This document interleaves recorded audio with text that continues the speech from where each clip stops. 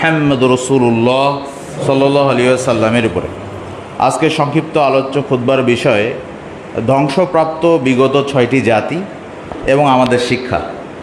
আমরা আজকের এই আলোচ্য খুতবাটা অনেকটা ইতিহাস নির্ভর, কিন্তু আমরা পবিত্র কোরআনের এবং হাদিসের আলোকেই এই ইতিহাসটা আপনাদের সামনে তুলে ধরবো ইনশাআল্লাহ, যার মাধ্যমে আমরা যেন জানতে পারি। কারণ আমরা ভুলে গেছি যে বিগত যে 6টি জাতিকে আল্লাহ তাআলা সমূলে ধ্বংস করছিলেন, সেই জাতিগুলোর অপরাধ কী ছিল, এগুলো আজকের খুতবার আলোচ্য বিষয়। এবং এখান থেকে আমাদের জন্য কি কোনো মেসেজ আছে? যদি মেসেজ নাই থেকে থাকে তাহলে আল্লাহ কেন বললেন কোরআনে? তার মানে নিশ্চয়ই এখান থেকে আমাদের জন্য কিছু শিক্ষণীয় আছে। তো আমরা শুরু করছি ভূমিকা না বাড়িয়ে, যে ধ্বংসপ্রাপ্ত 6টি জাতি কারা কারা সেটা আমরা এক নজরে বলি। 1 নম্বর হলো কওমে নূহ আলাইহিস সালামের কওম। 2 নম্বর আদ জাতি। 3 নম্বর সামুদ জাতি। 4 নম্বর লূত আলাইহিস সালামের কওম, মানে কওমে লূত। 5 নম্বর আহলে মাদিয়ান। 6 নম্বর আপনারা জানেন ফেরাউন, অর্থাৎ কওমে ফেরাউন। এই 6টা জাতিকে আল্লাহ তাআলা ধ্বংস করছিলেন। এই ধ্বংস করার যে কারণগুলো ছিল সেগুলো আমি আপনাদের সামনে সংক্ষিপ্তভাবে আজকের এই আলোচনার মাধ্যমে আমি বলার চেষ্টা করব ইনশাআল্লাহ। আল্লাহ তাআলা তৌফিক দান করেন, আল্লাহুম্মা আমিন।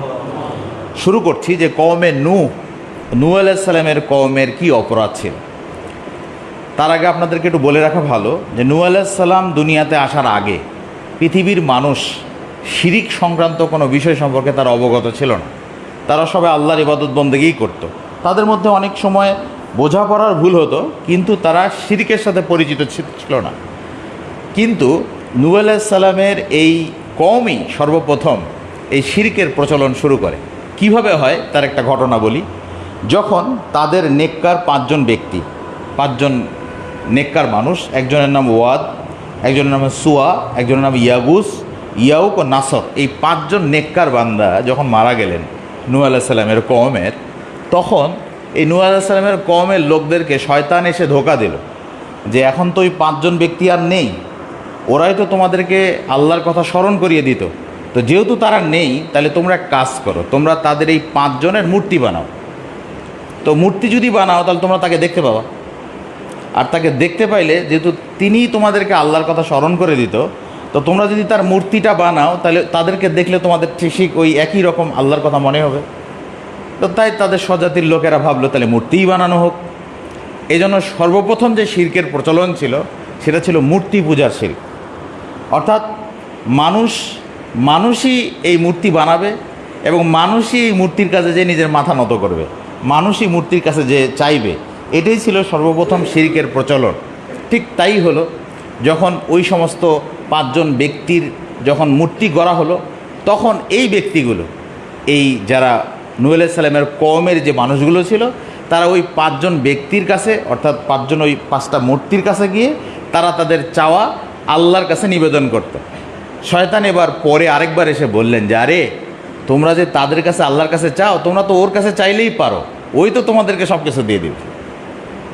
এজন্য শিরকের ক্ষেত্রে যে কোনো যত ছোট রাস্তাই হোক না কেন, আপনার প্রথম কর্মই হচ্ছে শিরকের ব্যাপারে ওটাকে কেটে ফেলতে হবে, ওখানে রাখাই যাবে না। মানে যদি এমন হয় যে না আমি তো এই উদ্দেশ্যে রাখিনি, না আপনি ওই উদ্দেশ্যে রাখেননি, কিন্তু আপনার পরবর্তী প্রজন্ম সেটাকে উদ্দেশ্য মনে করবে, তখন কী করবে? এজন্যই শিরকের ব্যাপারে আমাদের সবসময় জিরো টলারেন্স যে শব্দটা আমরা ব্যবহার করে থাকি, জিরো টলারেন্স থাকতে হবে, যে শিরকের ব্যাপারে কোনো আপোষ করা যাবে না। তো নূহ আলাইহিস সালামের কওমের লোকেরা এবার এই শিরকে যখন লিপ্ত হলো, তখন নূহ আলাইহিস সালাম এই জাতির কাছে প্রেরণ হলেন আল্লাহর পক্ষ থেকে। তিনি 950 বছর যাবৎ ধরে তিনি তাদেরকে এই তাওহীদের বাণী বলে দিলেন, শোনাইলেন। কিন্তু কে শোনে কার কথা? ওনার যে 4টা সন্তান ছিল, তার মধ্যে যে একটা সন্তান তার এই তাওহীদের বাণীও শোনেনি নূহ আলাইহিস সালামের কওমের সন্তানদের। এবার কি হলো দেখেন, যে যখন আল্লাহর হুকুমে যখন নূহ আলাইহিস সালাম বুঝতে পারলেন যে এরা তো আমার কথা মানছেই না। আপনি চিন্তা করেন 950 বছর যাবৎ শুধু তাওহীদের বাণী কোনো কওমকে বলা, এটা কতটা ধৈর্যের পরিচয়, কতটা ধৈর্যশীল ছিলেন নূহ আলাইহিস সালাম, যে তিনি তারপর অধৈর্য হয়ে যাননি। কিন্তু এবার যখন আল্লাহ হুকুম করলেন যে এদের আর হেদায়েত হবে না, তুমি আমার চোখের সামনে কি বানাও, কিস্তি নৌকা বানাও, এবার নূহ আলাইহিস সালাম মরুভূমির মধ্যে, যেহেতু আল্লাহর পক্ষ থেকে নির্দেশপ্রাপ্ত, তাই তিনি নৌকা বানাতে শুরু করলেন। আপনারা এই ঘটনাটা কম বেশ জানেন যে তিনি যখন নৌকা বানাচ্ছেন মরুভূমির মধ্যে, তো স্বজাতির লোকেরা কি ঠাট্টা করবে না? বলবে না যে যেখানে কোনো দিন বন্যাই আসে না সেখানে নূহ নৌকা বানাচ্ছে? একই অবস্থা হয়ে গেছে আজকে আমাদের মুসলমান চরিত্রের মধ্যে। আমরা যখন মানুষকে পবিত্র কোরআন ও সহিহ হাদিসের মর্মমূলে অল্প কিছু মানুষ ছোট কোনো মসজিদে, ছোট কোনো একটা জায়গায় যখন আমরা একত্রিত হচ্ছি, আপনি কি মনে করেন না এটা? আপনি জানেন না হয়তো, আমাদেরকে নিয়েও কিন্তু একদল মানুষ ঠাট্টা বিদ্রুপ করে, বাইরে করে না? তো ঠিক তেমনি নূহ আলাইহিস সালামের জাতির লোকেরাও সেই একই কাজ করলো, তারা তাকে ঠাট্টা বিদ্রুপ করলো। কিন্তু নূহ আলাইহিস সালাম যেহেতু আল্লাহর পক্ষ থেকে নির্দেশপ্রাপ্ত, তাই তিনি এই কিস্তি বানালেন এবং সেই কিস্তিতে যেটা বর্ণনা অনুযায়ী যেটা আসছে যে 40 জন নারী এবং 40 জন পুরুষ সেই কিস্তিতে স্থান পেল। তারাই শুধুমাত্র বেঁচে ছিল, বাকি সবাই সমূলে আল্লাহ তাআলা ধ্বংস করে দিয়েছিলেন। এই জন্যই আমরা বলতে গেলে যে পরবর্তীতে যারা আমরা আজকে মানুষ, আমরা কিন্তু ওই যে নূহ আলাইহিস সালামের কিস্তিতে যে 40 জন পুরুষ আর 40 জন নারী যে বেঁচে গেল, তাদেরই কিন্তু আমরা সন্তান। এই জন্য আমরা আবারও আলহামদুলিল্লাহ শুকরিয়া জ্ঞাপন করি, আলহামদুলিল্লাহ। এই ছিল নূহ আলাইহিস সালামের জাতির লোকদেরকে ধ্বংস করে দেওয়ার প্রেক্ষাপট। এখন এখান থেকে শিক্ষণীয় কি আমাদের জন্য? এই শিক্ষণীয় দিকগুলো আমরা ইনশাআল্লাহ শেষে বলবো। তবে এখানে আপনাদের একটা বিষয় আমি মনোযোগ আকর্ষণ করব, যে আপনারা এখানে প্রত্যেকটা কওমের যে পাপগুলো ছিল, এই পাপগুলো কিন্তু আপনাদেরকে মানে এই জন্য মাথায় রাখতে হবে, স্মরণ রাখতে হবে, এই জন্য যেন আপনার আমার মধ্যে এই ধরনের পাপ যেন ঢুকে না যায়। আপনি কি মনে করেন যে মূর্তি পূজার পাপ আমাদের ঘরের মধ্যে ঢোকে না? আপনার ছোট্ট সন্তানটাকে আপনি একটা পুতুল কিনে দিলেন, ওই পুতুলটা যদি ভেঙে যায়, আপনার সন্তান কি কষ্ট পায় না? পায় না? পায় না? পায়। তাহলে এই যে পায়, তাহলে ওই যে একটা মূর্তি ভেঙে গেল, ওই জন্য সে কষ্ট পেল, তার মানে কি? সে তো মূর্তিকে ভালোবাসত, বুঝেননি? ভালোবাসায় শিরক হয়ে গেল না? অথচ একটা জড়বস্তুকে ভালোবাসার কি কোনো কারণ আছে? কিন্তু এই যে জড়বস্তুকে যেতে ভালোবাসতো, সে যে তার প্রতি খেয়াল রাখতো, তাকে যত্ন করত, এটাই তো পরবর্তীতে মূর্তি পূজা সে করার একটা প্রবণতা তৈরি করার মাধ্যম। কাজে আমার অনুরোধ থাকবে যে আমাদের মধ্যে যেন এসব প্রবেশ না করে। আমি অনুরোধ করব দয়া করে, যারা আপনারা সচেতন মানুষ, আপনারা আপনাদের সন্তানদেরকে এই সমস্ত বিষয় থেকে দূরে রাখবেন।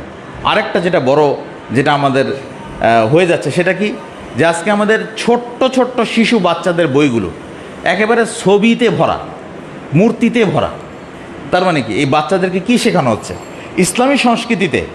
ইসলামী সংস্কৃতিতে ছবি অঙ্কন করা বা ছবিকে শ্রদ্ধা করা, এটা কি ইসলামী সংস্কৃতিতে জায়েজ? এটা হারাম। কিন্তু আমাদের ছোট্ট শ্রেণীর মাদ্রাসা শিক্ষা বোর্ডের যদি বই আপনি দেখেন, সেখানে দেখবেন প্রথম যে কবিতা, সেই কবিতাতে একটা ছেলে একটা মেয়ে দুজনের ছবি দেওয়া আছে। তাহলে এখান থেকে কী শিক্ষণীয় আমাদের? এই যে মাদ্রাসা শিক্ষার অন্তরালে যে বিষয়গুলো ঘটছে, এই জন্যই আমাদের মোহতারাম আমিরে জামাত প্রফেসর ডক্টর আসাদুল্লাহ গালিব এই মাদ্রাসা শিক্ষার অন্তরালে যে কী ঘটছে, এই জন্য একটা বই লিখছেন উনি, যে বইটা আপনারা সংগ্রহ করতে পারবেন আমাদের এখান থেকে। তো এই যে মূর্তি পূজার যে শেখার একটা মাধ্যম, শুরুটা, এটা কিন্তু আজকে আমাদের মুসলমান ছেলেদের মাধ্যমে কিন্তু শেখানো হচ্ছে, যে ভবিষ্যতে এদের মধ্যে একটা ছবি পূজা, ছবির থেকে একসময় মূর্তি পূজার একটা আকর্ষণ তৈরি হবে। এখন আপনি পাল্টা বলতে পারেন, আমাদের পকেটে যে টাকা আছে সেখানেও তো ছবি আছে না? এগুলো ফতোয়া ফারেজ আপনারা জানেন যে আমরা এটাকে তো শ্রদ্ধা করি না, করি? শ্রদ্ধা করে কি পকেটে রাখছি আমরা? এটা প্রয়োজনে রাখছি, বাধ্য। কিন্তু যদি এটা না করা হতো তাই ভালো হতো, এটা আমাদের দাবি। তো এটা ছিল আমাদের শিক্ষণীয় একটা বিষয়, যে আমরা আমাদের সন্তানদেরকে যেন এরকম মূর্তি বা ছবির প্রতি কোনো আকর্ষণ না তৈরি করি। 2 নম্বর ছিল যে জাতিকে আল্লাহ ধ্বংস করেছিলেন, সেটা হলো কওমে আদ জাতি। এরা কিন্তু অনেক শক্তিশালী ছিল, এদের দেহ ছিল অনেক বড়, আমাদের মতো এত 6 ফিট 5.5 ফিট এরকম না, এদের দেহ ছিল সুদেহী, অনেক বড়, এবং এরা অনেক শক্তিশালী ছিল। বুঝতেই পারছেন, দেহ যদি বড় হয় শক্তিটা একটু বেশিই হবে। তো যার কারণে এরা মূলত মানে দুর্ধর্ষ জাতীয় ছিল, দুর্ধর্ষ, এবং এরা উদ্ধত ছিল, হঠকারী ছিল। এরাও শিরিক কুফরিতে ডুবেছিল। কিন্তু এদের মধ্যে একটা চরম পাপ ছিল, যেটা হলো যে এরা সবসময় সুউচ্চ টাওয়ার, বড় বড় টাওয়ার, বড় বড় প্রাসাদ নির্মাণ করত। কিসের জন্য? দর্শনীয় স্থান হিসেবে। এই আদ জাতির যেই বৈশিষ্ট্য ছিল, তারা বড় বড় টাওয়ার, বড় বড় প্রাসাদ নির্মাণ করত। কেন? যে নিজেদের খায়েশ, নিজেদের হঠকারিতা, নিজেদের স্বেচ্ছাচারিতাকে প্রতিষ্ঠিত করার জন্য অযথায় এই সমস্ত অপচয় করত। তো এদের সম্পর্কে এবং এরা আরও যে উদ্ধত ছিল তার একটা বর্ণনায়, এরা যে শক্তিশালী ছিল, এজন্যই এরা, যেটা পবিত্র কোরআনে হামিম সাজদা সূরা ফুসসিলাতের 41 নম্বর সূরা 15 নম্বর আয়াতে তাদের একটা কথা আল্লাহ তাআলা বলছেন। তারা কি বলতেন দেখেন, মান আসাদ্দু মিন্না কুওয়া। তারা বলতেন আদ জাতির উপরে, যেহেতু হুদ আলাইহিস সালামকে আল্লাহ তাআলা প্রেরণ করেছিলেন নবী হিসেবে, এই হুদ আলাইহিস সালামকে তারা বলতেন যে মান আসাদ্দু মিন্না কুওয়া, আমাদের চেয়েতে শক্তিশালী কি কেউ আর আছে? মানে তারা বলতো, এরা হুদ আলাইহিস সালামকে বলতো যে আমাদের চেয়েতে শক্তিশালী কি কেউ আর আছে? এটা তাদের ছিল একটা বক্তব্য। তো এই বক্তব্যটাই যখন তারা চরম পর্যায়ে, পাপের একটা চরম পর্যায়ে চলে গেল এবং অহংকারের সীমা যখন অতিক্রম করে ফেলল, তখন আল্লাহ তাআলা তাদের উপরে গজব নাজিল করলেন। এখানে যে পাপগুলো আছে, সেই পাপের একটা দিক কিন্তু এখন আমাদের যেই সমস্ত মুসলিম কান্ট্রিগুলো আজকে আগে যাদের এত সম্পদ ছিল না, এখন যখন আল্লাহ তাদেরকে এই ভূগর্ভ থেকে যখন সম্পদ দান করছে, তখন তারাও কিন্তু আজকে এই সুউচ্চ প্রাসাদ, অযথা অপচয় এতে কি লিপ্ত নাই? বাস্তবতার সাথে মিলে দেখেন। এজন্যই আমার আজকের এই বক্তব্যের যেই টপিকটা নেওয়ার কারণই ছিল এটা, যে দেখেন আপনি আশ্চর্য হয়ে যাবেন যে 6টা জাতি ধ্বংসের যে কারণগুলো ছিল সেগুলো আমাদের মাঝেও বিদ্যমান আছে, আমরাও সেগুলো করছি। তো এবার যখন এদের এই হঠকারিতা, অহংকার যখন চরম পর্যায়ে চলে গেল, যখন ওরা উল্টা আল্লাহকেই চ্যালেঞ্জ করে ফেললেন যে আমাদের চেয়েতে বড় কি কোনো শক্তিশালী আর কেউ আছে, এরকম কথা যখন বললেন, তখন আল্লাহ তাআলা তাদের উপরে 3 বছর বৃষ্টিপাত বন্ধ রাখলো। যখন 3 বছর বৃষ্টিপাত হলো না, তখন গাছপালা, ফসল ফলাদি যা আছে সব তো বন্ধ হয়ে গেল, হলো না, সব মরে যাওয়া শুরু করলো, পুড়ে মরে যাওয়া শুরু করলো। তখন আল্লাহর পক্ষ থেকে ওরা বৃষ্টি প্রার্থনা করলো যে আল্লাহ, বৃষ্টি তো হচ্ছে না, তুমি বৃষ্টি দাও। এবার আল্লাহর কাছে আসলেন, কিন্তু ওরা যেহেতু হঠকারী ছিল, অহংকারী ছিল, তাই আল্লাহ তাদেরকে বৃষ্টি না দিয়ে তাদের প্রতি আল্লাহ তাআলা বজ্রপাত নামিয়ে দিলেন। এই বজ্রপাতে তারা সমূলে ধ্বংস হয়ে গেল। এটা ছিল আদ জাতি ধ্বংসের কারণ। এবার 3 নম্বর যে জাতি ধ্বংস হলেন, তাহলে এইখানেও কিন্তু একটা, যে ওদের যে একটা বৈশিষ্ট্য ছিল, সেই বৈশিষ্ট্য কিন্তু আজকে আমাদের মুসলিমদের মধ্যেও এই চরিত্র কিন্তু আমাদের চলে আসছে। আজকে যার 5 তলা বিল্ডিং সে ভাবছে আমার 10 তলা করতে হবে, যে 10 তলা বিল্ডিং সে 15 তলা করতে হবে, যার 15 তলা সে ভাবছে আমাকে 30 তলা করতে হবে। এই যে মানে এই নীতি, এই নীতিটা অযথায় যদি কেউ করে থাকে প্রয়োজন ছাড়াই, তাহলে এটাকেই কিন্তু সেই জাতির যে ধ্বংসের একটা অন্যতম কারণ ছিল, একটা বিশেষ বৈশিষ্ট্য, সেটা ছিল আদ জাতির একটা বৈশিষ্ট্য। তো 3 নম্বর যে কম ছিল, কওমে সামুদ জাতি। এই জাতির আবার কি ছিল, ঠিক এরাও ঠিক ওই আদ জাতির মতোই শক্তিশালী ছিল, শক্তিতে এরাও খুব শক্তিশালী ছিল, মানে পেশি শক্তির দৃষ্টিকোণ থেকে। কিন্তু এরাও একইভাবে সব, এখানে একটা বিষয় আপনাদেরকে বলে রাখা ভালো, 6টা জাতি যে ধ্বংস হয়েছে, 6টা জাতির মধ্যেই শিরক ছিল। প্রথম যেই পাপ ছিল, প্রথম পাপটাই ছিল শিরকের পাপ এবং কুফরের পাপ। এটা সবার মধ্যেই ছিল, কারণ সবচেয়ে বড় পাপ কোনটা? শিরকের পাপ। তো এই সবার মধ্যেই শিরকের পাপ ছিল, কিন্তু শিরকের পাপ ছাড়াও তাদের মধ্যে কিছু আরও অহংকারী সূচক কিছু বৈশিষ্ট্য তাদের মধ্যে ছিল। এরা আবার কথায় কথায় আল্লাহকেই চ্যালেঞ্জ করত, এরা কথায় কথায় আল্লাহকে চ্যালেঞ্জ করে দিত। যেমন আজকে আমাদেরও খুব মানে এমন মনে হয় যে আজকে আমাদের নেতা নেত্রীদের মধ্যেও এমন যেন কোনো কথা যেন এমন না আসে যে একটা ঝড় আসলো, তো কেন ঝড়টা আমাদেরকে ধ্বংস করলো না? কারণ আমাদের সুন্দরবন আছে তাই। তো এই সমস্ত কথা বলা কিন্তু আল্লাহর শক্তিকে খাটো করা। আল্লাহ কি পারেন না ইচ্ছা করলে গোটা সমুদ্রকে উল্টিয়ে গোটা বাংলাদেশের মতোই, আপনি তো মানচিত্রে বাংলাদেশ খুঁজেই পাওয়া যায় না, যায় তো একটি বাংলাদেশের মতো ভূখণ্ডকে যদি আল্লাহ উড়িয়ে দেন, দিয়ে যদি এটা বঙ্গোপসাগরের মতো যদি রূপান্তর করে দেন, এটা কি আল্লাহর কাছে কোনো কঠিন ব্যাপার? তাহলে এই সমস্ত বাক্য উচ্চারণ করা, এটা কিন্তু কওমে সামুদের একটা বৈশিষ্ট্য ছিল। তারা কথায় কথায় আল্লাহকে চ্যালেঞ্জ করে দিত। এই কারণে তাদের উপরে যে নবী প্রেরণ করা হয়েছিল সালেহ আলাইহিস সালামকে, আমাদের একজন নবীর নাম সালেহ, এই সালেহ আলাইহিস সালামকে তারা হত্যা করতে চাইল। যখন সালেহ আলাইহিস সালাম এই তাওহীদের বাণী তাদেরকে শোনাইলো, তখন সালেহ আলাইহিস সালামকে তারা আবার হত্যা করতে চাইল সপরিবারে। তখন আল্লাহ তাআলার পক্ষ থেকে গজব নেমে আসলো, ভীষণ ভূমিকম্প এবং বিকট গর্জন। এই ভীষণ ভূমিকম্প এবং গর্জনে সবাই এক স্থানে একবারে সবাই ধ্বংস হয়ে গেল। এখন আপনি হয়তো ভাবছেন যে ভূমিকম্প মনে হয় আমাদের এখানে শুধু আমাদের এই সময়ে আসে, তা না। সেই সময়ে সেই সামুদ জাতির প্রতিও ভূমিকম্প এসেছিল এবং সেই ভূমিকম্পটা এত কঠিন ছিল যে ওই ভূমিকম্পে গোটা জাতিটাকে আল্লাহ ধ্বংস করে দিয়েছে, এই সামুদ জাতিকে। তাই এবং ধ্বংস করার পর এমন হলো, যেটা সূরা হুদের 68 নম্বর আয়াতে আল্লাহ তাআলা বলছেন যে কাল্লাম ইয়াগনাউ ফিহা, যে এমনভাবে তাদেরকে ধ্বংস করলেন যে যেমন তারা সেখানে কোনো বসবাসকারী ছিল না। মানে আল্লাহ তাআলা এমনভাবে তাদেরকে ধ্বংস করলেন যে মনে হতো যেন সেখানে কোনো বসবাসকারী কোনো ব্যক্তিই ছিল না, এমনভাবে ধ্বংস করে দিলেন আল্লাহ। এই হলো কওমে সামুদকে আল্লাহ তাআলা এভাবে ধ্বংস করলেন। 4 নম্বর কওমে লুত। কওমে লুত, এখানে একটা বিষয় আপনাদেরকে বলার দরকার কওমে সামুদের ক্ষেত্রে, যে কওমে সামুদের সব লোকেরা কিন্তু এই অন্যায় পাপে জড়িত ছিল না আসলে, কিন্তু সেই সামুদ জাতির 9 জন নেতা ছিল, 9টা গোত্রের 9 জন নেতা ছিল। এরা ছিল মূলত হঠকারী, আর এই নেতাদের অনুসারী ছিল হচ্ছে তাদের যারা লোকজন তারা। এখন নেতারা যা করতো, যা বলতো, ওরা তাই করতো। তাহলে এখানে বিষয় খেয়াল করেন, তাহলে বোঝা গেল যে মূলত এই ঊর্ধ্বত এবং এই পথভ্রষ্ট 9 জন নেতার কারণেই সামুদ জাতি ধ্বংস হয়েছিল। যদি তারা হেদায়েত প্রাপ্ত থাকতো, তারা যদি বুঝতো, তাহলে হয়তো বাকি লোকগুলো হয়তো মরতো না, তাদের উপর তো গজব আসতো না। আমাদের জন্য কি এখানে শিক্ষণীয় নাই যে আজকে আমাদের নেতারা যদি ভুল করে, আর সেটা যদি আমাদের কর্মীরা, রাজনৈতিক নেতারা যদি কোনো ভুল করে আর কর্মীরা যদি মনে করেন আমার নেতাই ঠিক, এদের কারণে আমরা যে আমাদেরকে ধ্বংস করে দিতে পারেন, এটা কিন্তু আমাদের জন্য একটা শিক্ষণীয় বিষয়। এই জন্য যদি কারো ভুল হয়, আমাদের জন্য কর্তব্য হলো তাকে সুন্দরভাবে তার কাছে উপস্থাপন করা, যেটা আমাদের ভুল, এটা ইসলামের খেলাফ। এটা ছিল কওমে সামুদ জাতি ধ্বংসের কারণ। এবার আসি 4 নম্বর যে জাতিকে আল্লাহ তাআলা ধ্বংস করলেন, সেটা হচ্ছে কওমে লুত। লুত আলাইহিস সালামের কওম। এইটা আপনারা কম বেশ জানেন। এদের মধ্যেও চরম একটা পাপ ছিল।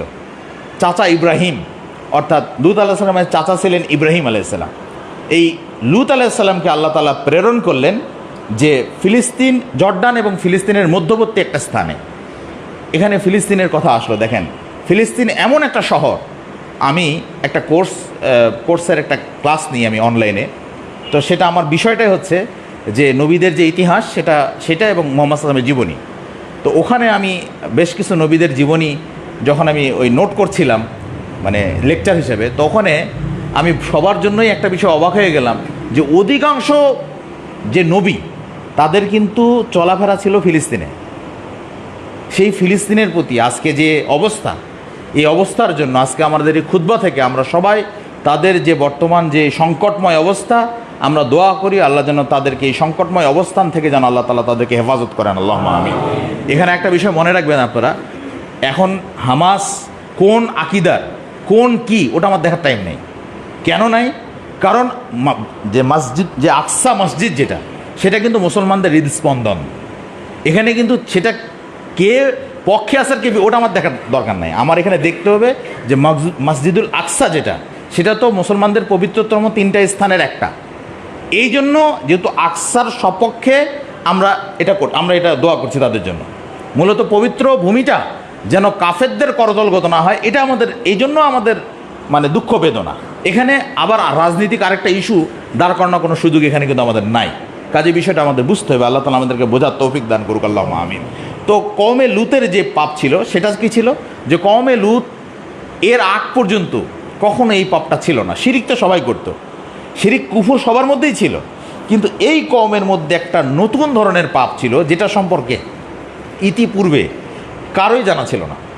সেটা কি? সেই পাপটা হচ্ছে যেটাকে পুংমৈথন, অর্থাৎ সমকামিতা, অর্থাৎ পুরুষে জেনা, নারী জেনা।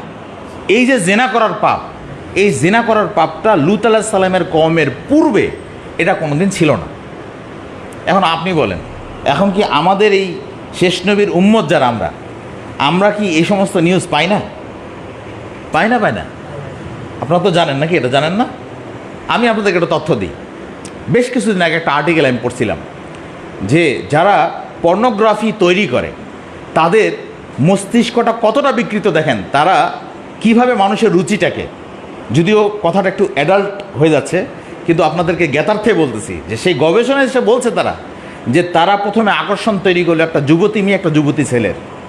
যখন এতে মানুষের আকর্ষণ নষ্ট হয়ে গেল, তখন একজন বৃদ্ধ পুরুষ আর একটা যুবতী মেয়ে, এরপরে বৃদ্ধ মহিলা আর যুবক পুরুষ, এই রকম চেঞ্জ করতে করতে করতে করতে যখন দেখে যে মানুষের আকর্ষণ এগুলাতে সব নষ্ট হয়ে গেছে, তখন এরা চিন্তা করলো যে তাহলে এখন পুরুষে পুরুষে জেনা করায়, তাহলে এটা কি হবে? এটা নতুন একটা আকর্ষণ। এই আকর্ষণ দেখার জন্য এই মানুষ আকৃষ্ট হবে, এই জন্য তখন তারা এটাকে আবার নতুন করে চালিয়ে দিয়ে, এবং সেটাকে নাম দিছে কি জানেন তারা? যে মেল, মানে কি ছেলে মানুষের ক্ষেত্রে বোঝায়, তারা ছেলে মানুষের ক্ষেত্রে বলছে শি মেল, তারা বলছে শি মেল, তার মানে মেয়ে ছেলেটাকে কি বানায়? শি ইউজ হয় কিসের ক্ষেত্রে? মেয়ের ক্ষেত্রে। তো এই ছেলেটাকেই মেয়ে বানাবে, এই জন্য শি মেল ইউজ করছে। নাউজুবিল্লাহি মিন যালিক। এই সমস্ত বিকৃত মন মানসিকতার মানুষগুলা আজকে আমাদের ছোট ছোট যুবক ছেলেদের তাদের মাথাটা নষ্ট করে দিচ্ছে। আজকে অধিকাংশ ছেলে এই পর্নোগ্রাফিতে আসক্ত হয়ে যাচ্ছে। অথচ ওই ছেলেটাকে যদি বলা হয় যে আচ্ছা ওই যে আমাদের কিছু পাপ করে না, পতিতা, আমরা যেটা বলি পতিতালয়ে, এই পতিতালয়ের যে মহিলাটা, এই মহিলার যে মানে শ্রম, মানে ওদের ভাষায় আর কি, যে যে মানে কি বলবো, যৌন শ্রম যেটা বলছে ওরা, তো ওরা যে কাজটা করে আর এই পর্ন স্টার যাদেরকে আমরা নামে চেনেন, ওদের যে পাপ একই না? মানে দুজনের কর্ম তো একই, দুজনাই দেহ ব্যবসায়ী নাকি? তো দুজনাই তো দেহ ব্যবসায়ী, তো এ পতিতা, এজন্য এর মান কম, আর ওই একই কাজই করে, এজন্য ওর মান বেশি। এই যে আমাদের মানে চরম দুষ্কৃতি আমাদের সামনে, চরম ধরনের একটা নেক্কারজনক লজ্জাজনক একটা বিষয় আমাদের সামনে আছে। এখন আপনি আমি ভাবছি আমাদের সন্তানদেরকে আমরা মোবাইল ফোন কিনে দিই, আমাদেরকে অনেক সতর্ক সাবধান হয়ে, মানে তাদেরকে মূলত প্রথম তাকে নৈতিকতা, তার নৈতিকতা এত স্ট্রংলি তাকে শিখাইতে হবে যেন সেই সমস্ত বিষয় যেন প্রলুব্ধ না হয়ে যায়। আল্লাহ তাআলা যেন আমাদেরকে এইসব থেকে হেফাজত করেন, আল্লাহুম্মা আমিন। তো কওমে লুতের শিরকের পাশাপাশি যে এই পাপটা, যে তাদের কাছে নতুন এই ধরনের পাপটা ছিল, এই পাপের কারণে আল্লাহ তাআলা তাদের উপরে এমন এক ধরনের আযাব দিলেন। এই জন্য তাদেরকে কোরআনের ভাষায় সূরা হাক্কা 9 নম্বর আয়াত, এই সূরা হাক্কা 9 নম্বর আয়াতের ভাষায় আল্লাহ তাআলা তাদেরকে বলছেন ওয়াল মুতাফিকাত, তাদেরকে মুতাফিকাত বলা হয়েছে, তার মানে উল্টানো জাতি এরা। মানে এরা যেহেতু পাপের একটা উল্টানো পর্যায় তৈরি করছিল, এই জন্য কোরআনে এদেরকে উল্টানো জাতি হিসেবেই বলা হয়েছে, এই লূত আলাইহিস সালামের এই কওমকে। তো এদেরকে কিভাবে ধ্বংস করা হলো? আল্লাহর হুকুমে স্বীয় ইমানদার মানুষদেরকে নিয়ে লূত আলাইহিস সালাম চলে গেলেন ভোর হওয়ার আগেই, এবং ভোরেই আল্লাহর গজবে গোটা শহরগুলোকে আল্লাহ তাআলা উপরে নিয়ে যেয়ে এবং উপুর করে ফেলায় দিলেন, একবারে উপুর করে সমূলে উল্টিয়ে তাদেরকে ফেলায় দিলেন এবং তাদেরকে ধ্বংস করা হলো, যেটা আপনারা সূরা হুদের 82 এবং 83 নম্বর আয়াতে আপনারা বিস্তারিত জানতে পারবেন।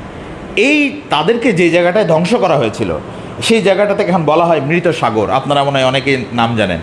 এই মৃত সাগর এরিয়াটা মোটামুটি আনুমানিক প্রায় 77 কিলোমিটার দৈর্ঘ্য এবং প্রস্থ প্রায় 400 মিটার, প্রায় 400 মিটার, মানে প্রায় কি বলবো, অর্ধ মাইলের কাছে, মানে চওড়া, এবং দূরত্বর দিক থেকে প্রায় 77 কিলোমিটার। এত বড় এলাকা জুড়ে এই এলাকায় কোনো প্রাণী, মাছ, এমনকি কোনো উদ্ভিদ পর্যন্ত জন্মায় না। এটা পবিত্র কোরআনের বর্ণনা। তাহলে এখন আমি আপনাদেরকে যদি বলি যে তাহলে একটা বিষয় খেয়াল করেন, কোরআন যে চ্যালেঞ্জ করলেন, কোরআন যে আমাদেরকে জানিয়ে দিলেন, আমরা তো এগুলো জানতে পারলাম, তাই না? তো আমাদের জন্য কি এখান থেকে হেদায়েত নাই? আমাদের জন্য কি হেদায়েত আছে না নাই? অথচ জানেন একটা তথ্য যদি বলি, যে ওই যে বললাম একটু আগে, পর্নোগ্রাফি দেখার দিক থেকে মুসলমান কান্ট্রিগুলো এগিয়ে আছে। নাউজুবিল্লাহ বলবেন না? নাউজুবিল্লাহ মিন যালিক। অথচ তাহলে আমরা কি বলবো বলেন, কাকে বুঝাবো? আমরা যে কোরআন সুন্নাহর কথা বলি মানুষকে, এটা যে টিকে থাকা কত কঠিন। আর দুনিয়া সিজনুল মুমিন বলা হচ্ছে না, যে দুনিয়াটা মুমিনদের জন্য কি জেলখানা, কয়েদখানা। এটা কি এমনি? মানে আপনি প্রতিটা কর্ম করার ক্ষেত্রে আপনাকে ভাবতে হবে যে এইটা পবিত্র কোরআন এবং সহিহ সুন্নাতে জায়েজ কিনা, ভেবে করতে হবে। আল্লাহ তাআলা আমাদেরকে সব কিছু বুঝে আমল করার তৌফিক দান করুক, আল্লাহুম্মা আমিন। 5 নম্বর যে জাতিকে আল্লাহ তাআলা ধ্বংস করলেন সেটার নাম হচ্ছে আহলে মাদিয়ান।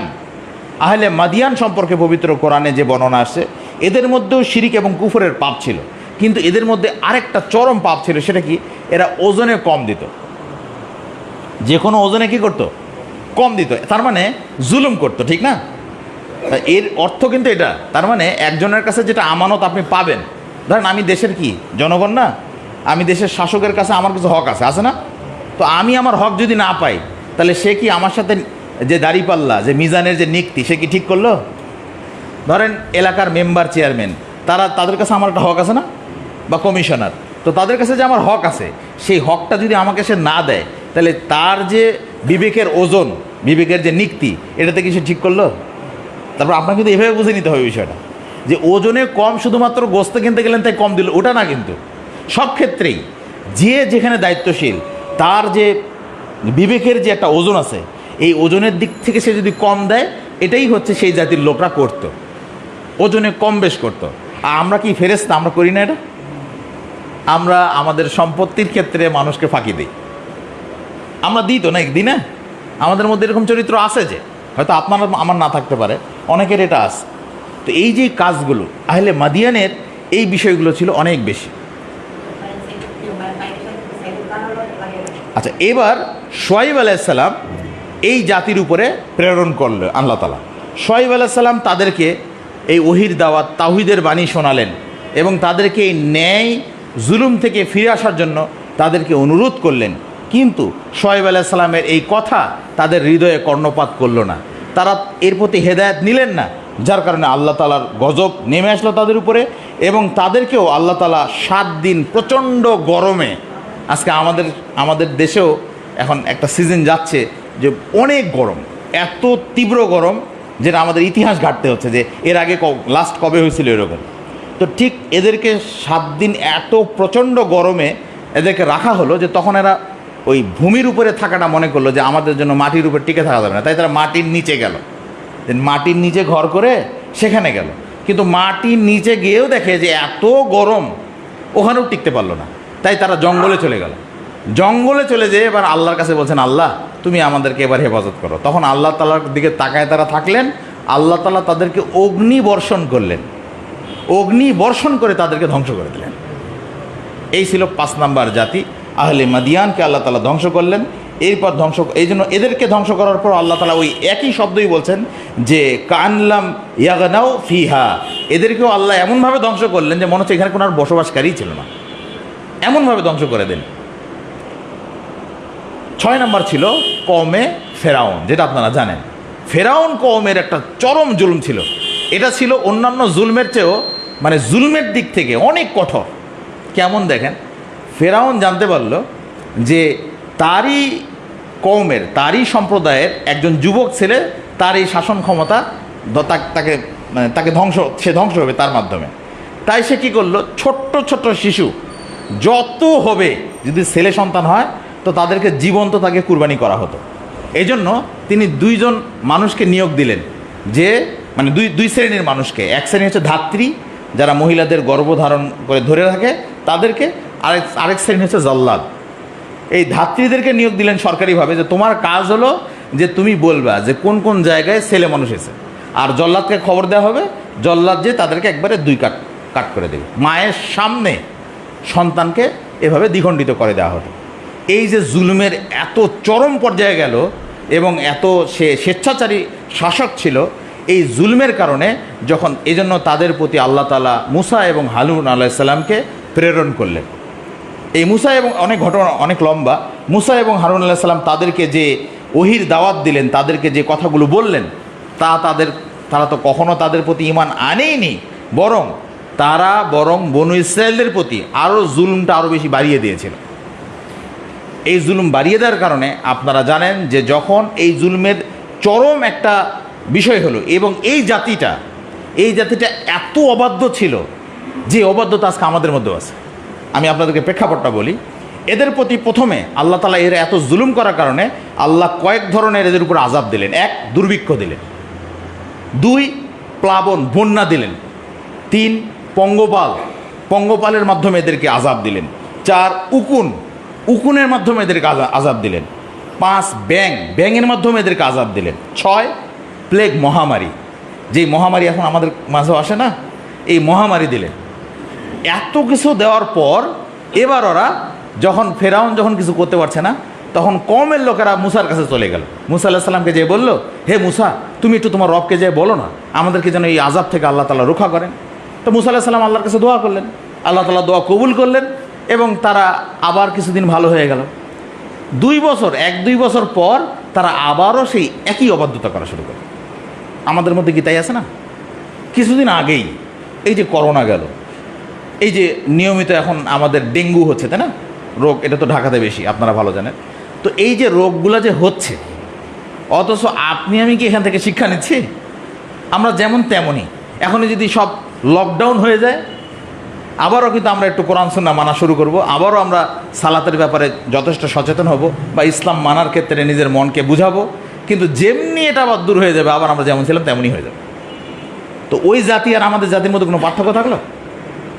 এবার তাই শেষে যখন মুসা আলাইহিস সালাম তাদেরকে দাওয়াত দিতে দিতে যখন বললেন যে তোমরা যদি এগুলা না থামাও তাহলে কিন্তু আল্লাহ আবার গজব নাজিল করবে, তখন মুসা মানে ফেরাউন এবং ফেরাউনের কম ফেরাউন এবং ফেরাউনের কম তখন মুসা আলাইহিস সালামের সময় কী বললো জানেন? বলল যে নিশ্চয়ই মনে হয় মুসা অনেক বড় জাদুকর, ও জাদু করেই তো সমস্ত দুর্ভিক্ষ নিয়ে আসে। তার মানে ওকে যদি আমরা জাদুবিদ্যার আমরা ভয় করার দরকার নাই, ও আর পারবে না এটা করতে, কারণ গজব তো উঠে গেছে, আর হবে না। তাই তারা মুসা আলাইহিস সালামকেই শেষ করার সিদ্ধান্ত নিল। এবার মুসা আলাইহিস সালামের পিছু নিল। আপনারা জানেন যে মুসা আলাইহিস সালাম যখন লোহিত সাগর পার হতে যাবেন, তখনই কিন্তু পিছন দিক থেকে তারাও এসে চলে আসলো। আল্লাহ তাআলার হুকুমে মুসা আলাইহিস সালাম তার লাঠি সমুদ্রে নিক্ষেপ করলেন, তখন সাথে সাথেই সমুদ্রের দুই দিক হয়ে গেল এবং মুসা আলাইহিস সালাম পার হয়ে গেলেন। যখন ফেরাউন মাঝখানে গেল, তখন কিন্তু ফেরাউন সমূলে কী হয়ে গেছিল? ধ্বংস হয়ে গেছিল। এখানে আপনার আমার একটা শিক্ষণীয় নাই? 1909 সালে ফেরাউনের লাশকে আবারও পুনরায় মিশরের মমিতে সুন্দরভাবে মানে লাশ পাওয়ার পর তাকে সুন্দরভাবে সংরক্ষণ করে রাখা হয়েছে, তাই না? আপনারা আর জানেন। অথচ পবিত্র কোরআনের এই বাণীটা আজ থেকে প্রায় 1400 বছর পূর্বে আছে যে তার লাশটা আল্লাহ অক্ষত রাখবেন। এটা কি একটা কোরআনের মজাজা নয়? আপনি কি এটা বুঝতে পারছেন না যে কোরআন যে বিশুদ্ধ, তার বাস্তবতা তো 1909 সালে আবারও প্রমাণ করে দিলেন বিজ্ঞানীরা। তাহলে এই যে ইসলামের যে বিশুদ্ধতা, এগুলো থেকে কিন্তু আমরা শিক্ষা গ্রহণ করলাম না। এভাবে কওমে ফেরাউন ধ্বংস হয়ে গেল।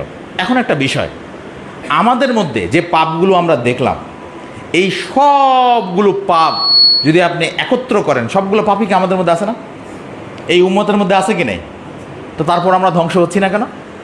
সমূলে ধ্বংস হচ্ছে না কেন জানেন? কারণ যেটা হাদিসে আসছে, বুখারী, মুসলিম, মেশকাত হাদিস নাম্বার 5751, এক্ষেত্রে রাসূলুল্লাহ সাল্লাল্লাহু আলাইহি ওয়াসাল্লাম আল্লাহ তাআলার কাছে একটা দোয়া করেছিলেন। আমাদের নবী মুহাম্মদ রাসূলুল্লাহ সাল্লাল্লাহু আলাইহি সাল্লাম তিনি দোয়া করেছিলেন, 3টি দোয়া তিনি করেছিলেন আল্লাহর কাছে। এক, যে ব্যাপক দুর্ভিক্ষ দ্বারা, হে আল্লাহ তুমি ব্যাপক দুর্ভিক্ষ দ্বারা আমার উম্মতকে তুমি ধ্বংস করো না। আল্লাহ তাআলা এটা কবুল করেছেন, বলেন আলহামদুলিল্লাহ। এই জন্য আল্লাহ তাআলা আমাদেরকে ব্যাপক দুর্ভিক্ষ কোনোদিন দিবে না, কারণ আল্লাহ তাআলা এটা কবুল করছেন। 2 নম্বর তিনি বললেন, হে আল্লাহ তুমি আমার উম্মতকে পানি দিয়ে অর্থাৎ প্লাবন দিয়ে ধ্বংস করো না, বন্যায় সমূলে তুমি, কারণ আপনারা জানেন তো যে সারা পৃথিবীর কয় ভাগ পানি আর কয় ভাগ স্থল, এটা তো আপনারা জানেন। পানি বেশি না, তাহলে পানি দিয়ে ধ্বংস করবে, এটা যেন না করেন আল্লাহ। এই জন্যই আল্লাহ তাআলা কাছে মুহাম্মদ সাল্লাল্লাহু আলাইহি ওয়াসাল্লাম এটা নিবেদন করলেন, আল্লাহ তাআলা এইটাও মঞ্জুর করলেন, বলেন আলহামদুলিল্লাহ। 3 নম্বর তিনি বললেন যে আল্লাহ তুমি আমার উম্মত যেন একে অপরের মধ্যে যেন ঝগড়াঝাটি, যুদ্ধ বিদ্রোহ না করে। এইটা কিন্তু আল্লাহ কবুল করেননি, এটা আল্লাহ কবুল করেননি। যার কারণে দেখবেন যে আজকে মুসলমানদের সাথে কিন্তু আমরা লেগে আছি। আজকে আমাদের এক হয়ে কাফেরদের বিরুদ্ধে আমাদের সংগ্রাম করার কথা ছিল, কিন্তু আমরা কিন্তু মুসলমানরাই লেগে আছি পরস্পরের সাথে। আল্লাহ তাআলা যেন আমাদেরকে এই যুদ্ধবিগ্রহ থেকে বিরত থেকে আমরা যদি কয়েকজনও বিরত থাকতে পারি, এটাও আলহামদুলিল্লাহ আমরা শুকরিয়া জ্ঞাপন করছি যে আমরা তো অন্তত বিরত আছি। আল্লাহ তাআলা যেন আমাদেরকে মুসলমানের এই যুদ্ধ থেকে আল্লাহ যেন আমাদেরকে হেফাজত করেন, আল্লাহুম্মা আমিন। এবার আমরা মূলত যে শিক্ষণীয় দিকগুলো ছিল সেগুলো আমরা কি শিখলাম, এই বিষয়গুলো এক নজরে আপনাদের সামনে বলবো। প্রথম, এই যে 6টি জাতির ধ্বংসের যে কারণ থেকে আমরা যেটা শিখলাম, প্রথমটা যেটা শিখলাম সেটা হচ্ছে ধৈর্য ধারণ করা। কারণ ওই প্রত্যেকটা নবী তো আমাদের জন্য আদর্শ ছিল, তাই না? আমাদের জন্য আদর্শ না তারা নবীরা? এবং মুহাম্মদ সাল্লাল্লাহু আলাইহি ওয়াসাল্লাম তিনিও আমাদের জন্য আদর্শ। এখানে আমাদের জন্য যেটা কর্তব্য সেটা হচ্ছে সবর করা। 1 নম্বর কি? ধৈর্য ধারণ করা। আমাদেরকে ধৈর্য ধারণ করতে হবে। যে কোনো পরিস্থিতি যত কঠিনই আসুক না কেন আমাদেরকে কোরআন এবং হাদিসকে সামনে রেখে আমাদেরকে ধৈর্যের সাথে মোকাবেলা করতে হবে সেই পরিস্থিতি। যদি আপনি ধৈর্য হারা হয়ে যান তাহলে কিন্তু আপনি ফেইল্ড। এক্ষেত্রে আল্লাহ তাআলা বলছেন সূরা বাকারা 155 156 নম্বর আয়াতে আল্লাহ তাআলা বলছেন ওয়াবাশশিরি সাবিরিন আল্লাযিনা ইযা আসাবাতহুম মুসিবাতুন ক্বালু ইন্না লিল্লাহি ওয়া ইন্না ইলাইহি রাজিউন। আল্লাহ তাআলা বলছেন যে সুসংবাদ দাও ধৈর্যশীলদেরকে, যখন তাদের উপরে কোনো মুসিবত বালা মুসিবত যখন হাজির হয় তখন তারা কি বলে? ইন্না লিল্লাহি, নিশ্চয়ই সব কিছু কার জন্য? আল্লাহর জন্য। ওয়া ইন্না ইলাইহি রাজিউন, এবং আমি কার দিকে ফিরে যাব? আমি আবার আল্লাহর দিকেই ফিরে যাব। এটা হচ্ছে আমাদের কর্তব্য। পারবো কি আমরা ইনশাআল্লাহ ধৈর্য ধারণ করতে? 1 নাম্বার। 2 নাম্বার হচ্ছে বিপদ থেকে আমাদেরকে শিক্ষা গ্রহণ করতে হবে। এক্ষেত্রে আল্লাহ তাআলা বলছেন ফাতাবিরু ইয়া উলিল আবসর, হে চক্ষুমান, হে জ্ঞানীগণ, যাদের চোখ আছে, তোমরা এখান থেকে শিক্ষা গ্রহণ করো। এই যে আমরা ঘটনাগুলো দেখলাম না, শুনলাম, এই পাপ যেন আপনার আমার মধ্যে না ঢুকে পড়ে, এখান থেকে যেন আমরা শিক্ষা অর্জন করতে পারি। সূরা হাসর 2 নম্বর আয়াত আল্লাহ তাআলা তাই বলছেন, হে চক্ষুশীল ব্যক্তিগণ, যাদের চোখ আছে। এই চোখ মানে কোন চোখ? ভিতরের চোখ, বুঝেননি? সবারই তো চোখ থাকে, চোখ থাকার পরও অন্ধ না। আল্লাহ তাআলা বলছেন সুম্মুম বুকমুম উম্মিয়ুন ফাহুম লা ইয়ারজিউন, যে তাদের চোখ আছে কিন্তু তারা দেখে না, তাদের কান আছে কিন্তু তারা শোনে না, তাদের অন্তর আছে এটা দিয়ে তারা কল্পনা করে না। তো আমাদের যেন এই অন্তর, চোখ এবং কান যেন এমন না হয়, আল্লাহ তাআলার এই যে নিদর্শন থেকে যেন আমরা শিক্ষা গ্রহণ করে আমাদের বাকি জীবন যাপন করতে পারি। আল্লাহ যেন সেই তৌফিক দান করেন, আল্লাহুম্মা আমিন। 2 নম্বর হলে এই বিপদ থেকে শিক্ষা নেওয়া। আমরা যদি এখান থেকে শিক্ষা নিতে পারি, এটাই আমাদের জন্য অনেক বড় একটা আজকের এই আলোচ্য খুতবার মূল যেই উদ্দেশ্য, সেটা ইনশাআল্লাহ সফল হবে ইনশাআল্লাহ। 3 নম্বর হচ্ছে নিজ নিজ পাপ কর্ম থেকে তওবা করা। 3 নম্বর শিক্ষণীয় কি? আমরা যে পাপ করছি না, এক একজনের পাপের ধরন কিন্তু আমাদের এখানে এক এক রকম। সবার কি একই পাপ? এক একজনের এক এক রকম পাপ আছে। এই প্রত্যেকের পাপ থেকে যেন আমরা তওবা করতে পারি, আল্লাহ তাআলা যেন সেই তৌফিক দান করে। আমি শুরুতে যে আয়াতটি বলছিলাম সূরা নূরের 31 নম্বর আয়াতে আল্লাহ তাআলা বলছেন অতুবু ইলাল্লাহি জামিয়ান আইয়ুহাল মুমিনুন লাআল্লাকুম তুফলিহুন, হে ঈমানদারগণ, তোমরা সকলে মিলে আল্লাহর নিকটে তওবা করো। তাহলে কি হবে? লাআল্লাকুম তুফলিহুন, তাহলে তোমরা সফল কাম হতে পারবে। আসুন না আমরা সবাই মিলে আমাদের প্রত্যেকের যে পাপ আছে, এই পাপ থেকে আমরা তওবা করি, আমরা আল্লাহর দিকে ফিরে আসি। আল্লাহ তাআলা কবুল করুক, আল্লাহুম্মা আমিন। এক্ষেত্রে একটা হাদিসে কুদসি বলি আপনাদেরকে। রাসূলুল্লাহ সাল্লাল্লাহু আলাইহি ওয়াসাল্লাম বলছেন এক হাদিসে, আল্লাহ তাআলা বলেন ওমান হাম্মা বিসাইয়াত, যদি কোনো ব্যক্তি কোনো খারাপ কাজের নিয়ত করে, ধরেন আপনি একটা খারাপ কাজের নিয়ত করছেন, তারপরে কি ফালাম ইয়া আমালহা, কিন্তু সে সেই খারাপ কাজটা করেনি। খারাপ কাজে সে নিয়ত করছে কিন্তু খারাপ কাজটা সে বাস্তবায়ন করেনি। আল্লাহ তাআলা বলছেন কাতাবাহাল্লাহু লাহু ইনদাহু, তার জন্য হাসানা, তার জন্য একটা নেকি লেখা হয়। তার জন্য একটা কি লেখা হয়? নেকি লেখা হয়, হাসানা লেখা হয়, একটা নেকি লেখা হয় তার জন্য। কোন ব্যক্তির জন্য?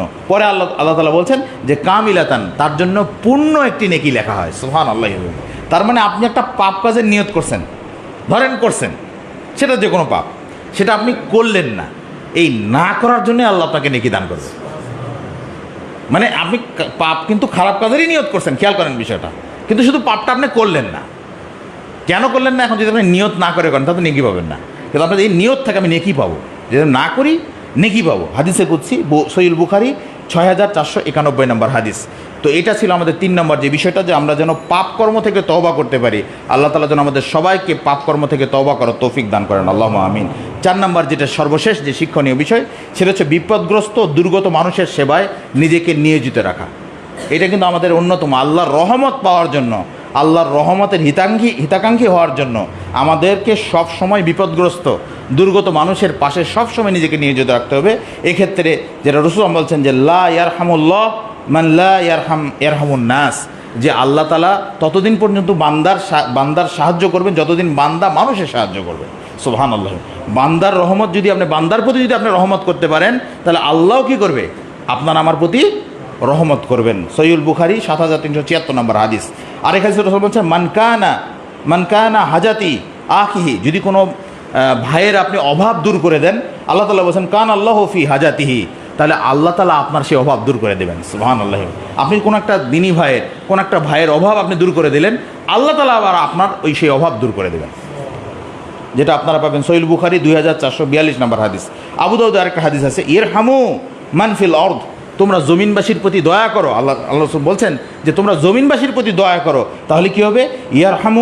ইয়ারহামুকুম মান ফিস সামা, তাহলে আসমানে যিনি আছেন তিনি জমিনবাসীর প্রতি কী করবেন? দয়া করবেন। তো কাজে আমরা যদি জমিনবাসীর প্রতি দয়া দেখাতে পারি, তাহলে আসমানে যিনি আছেন আল্লাহ তাআলা তিনিও আমাদের প্রতি কী করবেন? দয়া দেখাবেন। কাজেই আসুন আমরা সবাই মিলে এই সমস্ত কাজগুলো যেন করতে পারি। আল্লাহ তাআলা যেন আমাদের সবাইকে এটা তৌফিক দান করেন, আল্লাহুম্মা আমিন। এবং সবাইকে যেন আমাদেরকে পবিত্র কোরআন এবং সহিহ হাদিসের মর্মমূলে জীবনযাপন করার জন্য তৌফিক দান করেন, আল্লাহুম্মা আমিন। এখানে আপনাদেরকে শেষে একটা বিষয় বলি, দেখেন আসলে মানুষের জন্য যদি আপনি একটু দয়া করেন, মানুষের জন্য যদি একটু হেল্প করেন, তাহলে যে আল্লাহ হেল্প করে তার একটা ঘটনা বলি আপনাদেরকে। আমাদের তাওহীদের ডাক নামের একটা পত্রিকা আছে, সেই পত্রিকা একটা নিউজ আসছিল কিছুদিন আগে, যে একদিন হজ করে ফিরে আসছেন, জেদ্দা এয়ারপোর্টে বসে আছেন একজন হাজি, তো পাশে আরেকজন আসলেন, এসে দুজন মিলে বসে গল্প করছেন। তো গল্প করার একসময় বলছেন যে আপনি হজে আসলেন, কিভাবে কি আসলেন? এখন তো আমাদের হজ হয়ে গেল, তখন তো বাসায় ফিরবো, তো কিছু গল্প থাকলে বলেন কিভাবে আপনি হজে আসলেন, কিভাবে নিয়ত করছিলেন। তখন ওই ব্যক্তি বলছে যে আমার ঘটনা শুনবেন? তো বলছে হ্যাঁ বলেন। এখন তো আমাদের কোনো কাজ নেই, প্লেনের অপেক্ষায় আমরা আছি, যখন ফ্লাইট হবে তখন যাও। তখন তো শোনেন, আমি একজন থেরাপিস্ট। উনি বলছেন যে আমি একজন থেরাপিস্ট, আমি অনেক কষ্ট করে সৎভাবে চলে, যেহেতু হজ তো আর মানে সুদের টাকা, ঘুষের টাকা, ফাঁকিবাজির টাকা দিয়ে তো হজ কবুল হবে না, হবে? তাই উনি খুব কষ্ট করে টাকা জমিয়ে টাকা রেখে দিতেন, যেন এই টাকাটা একটা পর্যায়ে যখন হজের যে যাওয়ার আসার যে খরচ, এটা যেন হয়ে যায়।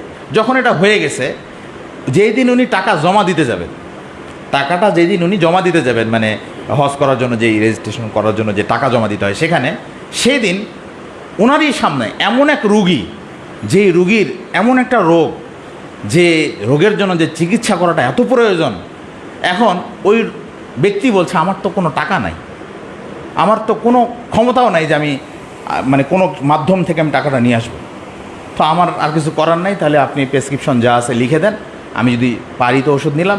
তো তখন ডাক্তার বলছে আপনার অপারেশন করতে হবে, এটা তো ওষুধ খেয়ে কাজ হবে না, কিছু কিছু রোগ থাকে না যে অপারেশন করতেই হবে আপনাকে। তো তখন ডাক্তার চিন্তায় পড়ে গেলেন যে উনি তো আমারও হেল্প নিতে পারে। তো তাই উনি ভাবলেন যে আমার তো আজকে হজের টাকা দেওয়ার কথা, তো এই মানুষটার প্রতি কি আমি দয়া দেখাবো নাকি আমি হজে যাব? তাই উনি বললেন যে ঠিক আছে, আজকের দিন আপনি থাকেন, আমি ভেবে আপনাকে জানাই। উনি রাতের বেলা চিন্তায় পড়ে গেলেন, বারবার মনের ভিতরে খোঁচা মারছে যে একদিকে তার কান্না স্বপ্ন, বলেন এখানে আমাদের সবারই স্বপ্ন আছে না, যে জীবনে একবার অন্তত যে হজের যে স্বাদ এটা যেন আমরা পাই, তো ওনারও সেটা আছে। কিন্তু উনি দ্বিধাদ্বন্দ্বে পড়ে গেলেন যে এই মানুষটাও তো অসহায়, এরও যদি একটু হেল্প করতে পারতাম। সকালবেলা তাই তিনি পরিশেষে সিদ্ধান্ত নিলেন যে না, এই মানুষটার সেবা করাটাই হয়তো আমার জন্য আল্লাহ তাআলার পক্ষ থেকে একটা পরীক্ষা। তাই তিনি সব টাকায় যা ছিল ওনার ওই স্বামীর অপারেশনের জন্য সব টাকা দিয়ে দিলেন। এবার অপারেশন সাকসেসফুল হয়ে গেল, লোকটাও আলহামদুলিল্লাহ সুস্থ হয়ে ফিরে চলে গেলেন। এবার ওই ডাক্তার, থেরাপিস্ট ডাক্তার মন খারাপ করে বাসায় আল্লাহর কাছে বলছেন আর কাঁদছেন, আল্লাহ তুমি তো জানো আমার মনের ভিতরে কী স্বাদ ছিল, তো আমি তো সব তোমার কাছে নিবেদন করছিলাম, তুমি এটার হেফাজতকারী ছিলে, তো আল্লাহ তুমি আমাকে এমন কোনো একটা ব্যবস্থা করে দিও ভবিষ্যতে, যেন আমি তোমার সেই মানে তোমার যেই শহর, সেই শহর মানে তোমার যে হজের যে ফরজের বিধান, এটা আমি পালন করতে পারি। ইতিমধ্যেই তার মোবাইলে ফোন আসলো, ফোন রিসিভ করে বললেন যে আপনি কি একটু ফ্রি আছেন আগামী কিছুদিন? বলছে কেন? তো বলছে না, আমাদের যে ম্যানেজার সাহেব, এই যে আমাদের যে ডায়াগনস্টিক সেন্টারের যে ম্যানেজার সাহেব, উনি এবার হজে যাবেন, কিন্তু ওনার তো আবার থেরাপি লাগে, তো উনি একজনকে ডাক্তারকে ওনার প্রয়োজন যিনি থেরাপি দিতে জানেন, তো আপনি কি ওনার সাথে একটু হজে যাবেন? সুবহানাল্লাহি ওয়া বিহামদিহি। বিষয়টা ভেবে দেখলেন, যে জন্য আল্লাহ তাআলা অনেক সময় আপনাকে আমাকেও কিন্তু বিভিন্ন সময় পরীক্ষার মধ্যে ফেলছে। আপনি যদি কামিয়াব হতে পারেন সেই পরীক্ষায়, হয়তো আল্লাহর পক্ষ থেকে আপনার আমার প্রতিও এরকম অসংখ্য ঘটনা হয়তো ঘটবে। আমাদের সাথে এরকম বেশ কিছু ঘটনা, মাঝে মাঝে ছোট ছোট ঘটনা মনে হয় যে হয়তো বা আল্লাহর পক্ষ থেকেই এই সুযোগটা হয়ে গেছে। আজকেও একটা ঘটনা, আমি আমার যে ভাই আমাকে নিয়ে আসছিলেন তিনি বলছিলেন যে ভাই একদিন আমি একটা আশ্চর্য বিষয়, আমাকে উনি আগায় দিতে যাবেন একটা ইয়েতে, ওই গাড়িতে আমাকে উঠাই দিতে যাবেন। তো গাড়ি চলে যাচ্ছে সামনে, উনি আমাকে পিছনে মোটরসাইকেলে তাড়া করছেন। উনি আমাকে বলেননি ওটা, আজকে বললেন, আমাকে বললেন যে আমি আমার যে তেল, মোটরসাইকেলের যে তেল, এটা প্রায় শেষ, সিগন্যাল অনেকক্ষণ দিছে, কিন্তু আমি যে ওই গাড়ির পিছে পিছে গেছি, যতদূর পর্যন্ত গেছি, আমার মোটরসাইকেলের এর আগে কোনো দিন এমন হয়নি অতদূর পর্যন্ত যাওয়ার, অথচ সেই দিন গেছি, আপনাকে গাড়িতে উঠাই দিলাম, আমি চলে এসে আবার যেখানে তেলের পাম্প সেখানে দাঁড়ায় দেখি তেল শেষ হয়ে গেছে। এরকম অনেক ঘটনায় আমাদের সাথে ছোট ছোট কিছু ঘটনা ঘটে যে আসলে যদি আমরা আল্লাহর পথে থাকি, স্রেফ আল্লাহর পথে, আল্লাহ তাআলা অবশ্যই আমাদেরকে সাহায্য করবেন। আল্লাহ তাআলা আমরা যেন সবাই মানুষের সেবায়, ইসলামের জন্য যেন নিজেদের ত্যাগ স্বীকার করতে পারি, আল্লাহ যেন সে তৌফিক দান করেন। আল্লাহুম্মা আমিন। আকুলু কওলি হাযা আস্তাগফিরুল্লাহ ওয়া আস্তাগফিরুল মুসলিমিন। আলহামদুলিল্লাহ ওয়াহদা ওয়াসসালাতু ওয়াসসালামু আলা মান লা নাবিয়্যা বা'দা। আলহামদুলিল্লাহ, আজকে আমরা যে বিষয়টা সম্পর্কে আজকে যে খুতবায় আলোকপাত করলাম সেটা হলো বিগত 6টি ধ্বংসপ্রাপ্ত জাতি, সেখান থেকে আমাদের যে শিক্ষণীয় দিকগুলো, যেগুলো আমাদের আমল করা দরকার, যেগুলো আমাদের শেখা দরকার, সেগুলো বললাম।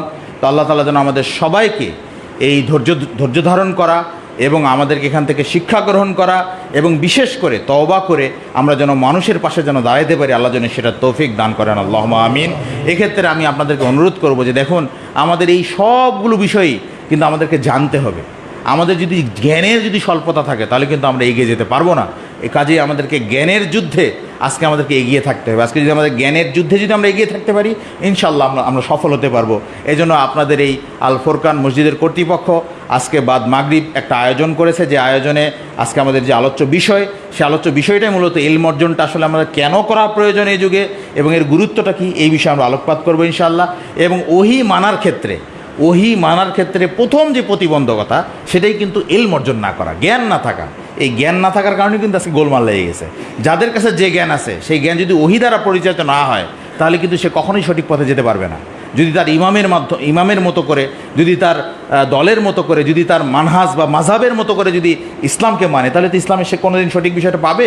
কখনোই পাবে না। কাজে আপনাদের প্রতি অনুরোধ থাকবে, সেখানে আপনারা সবাই থাকবেন। এবং আপনারা জানেন যে আল ফুরকান এই মসজিদ কর্তৃপক্ষ এখানে আপনাদের জ্ঞান বিতরণের জন্য, আপনাদের কাছে জ্ঞানের একটা মাধ্যম পৌঁছে দেওয়ার জন্য এখানে বই বিক্রয়ের ব্যবস্থা এখানে রেখেছে। বিভিন্ন গুরুত্বপূর্ণ তথ্যবহুল বই এখানে পাওয়া যায়, আপনারা এখান থেকে সংগ্রহ করবেন এবং বইগুলো কালেক্ট করার চেষ্টা করবেন। এবং পাশাপাশি আপনাদেরকে আরেকটা ঘোষণা আপনাদেরকে দেওয়ার জন্য আমি এটা বলা হয়েছে আমাকে, সেটা হলো যে এই মসজিদের পাশেই, যেহেতু এখন আপনারা প্রতিনিয়তই দেখতে পাচ্ছেন যে এই মসজিদের সংকুলান হচ্ছে না, তাই না? মানে আমাদের লোকজন বেশি আসছেন এবং আপনারাও একজন করে আরও নিয়ে আসবেন। আপনারা কিন্তু নিয়ে আসতে পারেন না, আপনারা নিজেরাই জানেন যে মসজিদের কিছু সীমাবদ্ধতা আছে, এত বেশি জায়গা নেই। কিন্তু আলহামদুলিল্লাহ আজকে আমাদের যে নিউজ দেওয়া হলো সেটা হচ্ছে এর পাশেই প্রায় 2000 স্কোয়ার ফিট এরিয়া নিয়ে একটা জায়গা বিক্রি হবে। তো সেখানে আমরা যদি ওই জায়গাটা নিতে পারি তাহলে এই মসজিদটা আরও বেশি সম্প্রসারণ করা সহজ হবে আমাদের জন্য। তো কাজে আপনাদের প্রতি অনুরোধ থাকবে, যারা সামর্থ্যবান আছেন তারা এখানে সহযোগিতা করবেন। আর আমি আপনাদেরকে একটা কথা এর আগের দিনও বলছিলাম, আজকেও বলছি, যেটা আপনার সম্পদ আপনি পাহারা দিচ্ছেন, এটা কিন্তু আপনার সম্পদ নয়, এটা কিন্তু আপনার ওয়ারিসের সম্পদ। আপনি কিন্তু আপনার ওয়ারিসের সম্পদ পাহারা দিচ্ছেন। কেন? কারণ আপনি এখনই মরে গেলে এই সম্পত্তির মালিক কিন্তু আপনার ওয়ারিস। কাজেই আপনার সম্পদ যতদিন আপনি বেঁচে আছেন ততদিন। তো কাজেই আপনার সম্পদ থেকে আপনি এই মসজিদের যে জায়গাটা বর্ধিত করার জন্য যদি সহযোগিতা করেন, ইনশাআল্লাহ আল্লাহ তাআলা আপনাকে অন্যভাবে সহযোগিতা করে আপনার ওই সম্পদের চেয়ে অনেক বেশি সম্পদ আল্লাহ তাআলা আপনাকে দান করবেন ইনশাআল্লাহ। তো কাজেই আপনারা এটা দেখবেন বিষয়টা। আর পরিশেষে আমি সবার প্রতি অনুরোধ রাখবো যে আমাদের বর্তমান সময়ে আমাদের ইলম অর্জনের গুরুত্বটা অনেক বেশি। আর সব কথাই খুতবায় বলা যায় না, কিছু কিছু কথা থাকে যেটা আপনাদেরকে আমভাবে প্রশিক্ষণ দিতে হয়। এই জন্য আমার একটা বক্তব্য আমি প্রায় জায়গায় বলি যে আজকে আমাদেরকে প্রশিক্ষিত করবে কে? আজকে আমাদেরকে যোগ্য করে গড়ে তুলবে কারা? আজকে যারা বক্তা, যারা আজকে মিডিয়া ব্যক্তিত্ব, তারা তো শুধুমাত্র তাদের বক্তব্য, তাদের কথা বলে তারা পকেটে টাকা নিয়ে চলে যায়। আমাদেরকে প্রশিক্ষণ দিবে কে? প্রশিক্ষিত করবে কে? আমরা তো প্রশিক্ষিত করে একদল দায়ীকে, একদল যুবককে আমরা তৈরি করতে চাই, যারা এই সমাজের জন্য, যারা এই জাতির জন্য সহি দ্বীনের ধারক বাহক হবে। আল্লাহ তাআলা যেন আমাদেরকে সেই প্রশিক্ষিত কর্মী, প্রশিক্ষিত একদল দায়ী তৈরি করার তৌফিক দান করেন, আল্লাহুম্মা আমিন।